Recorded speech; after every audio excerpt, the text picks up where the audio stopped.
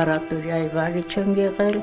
բուսկավոյ ցեխ եմ ունեցել, նյութի հեղինակ եմ եղել։ 86-ամյա քիմիկոսը հիշողությունները ներկայացնում է գրապահարանին կոկիկ շարված գրքերի նման։ Այդպես նաև բնակարանն է, մաքուր, խնամքով հարդարված, ամեն բան իր տեղում։ Թանգարանային դասավորությունը բացատրություն ունի, ծնվել է Լենինգրադում, տեսել ու հաղթահարել շրջափակումը։ Որ սոված մարդ եմ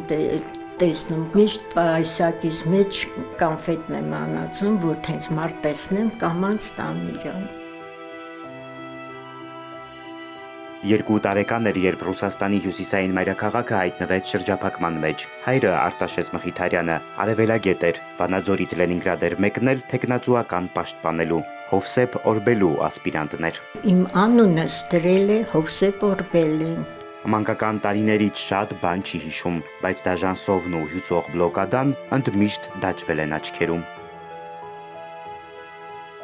Էրմիտաժում աշխատող մորաքույրը տեխնիկական սոսինձը տուն էր բերել, դա բաժանել էին մասերի ու կոնֆետի տեղ կերել։ Երբ որ տանը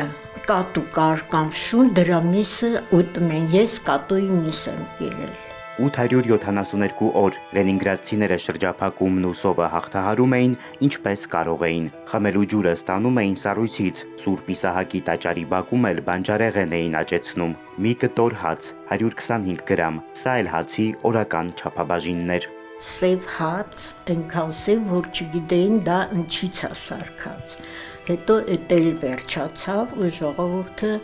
արդեն սովից ուռուցորվում էին ու մահանում էին։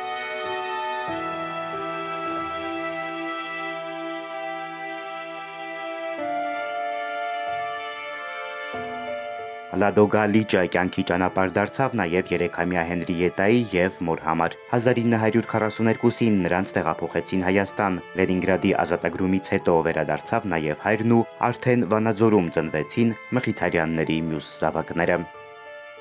Սևակ Վարդումյան, Էպիկենտրոն։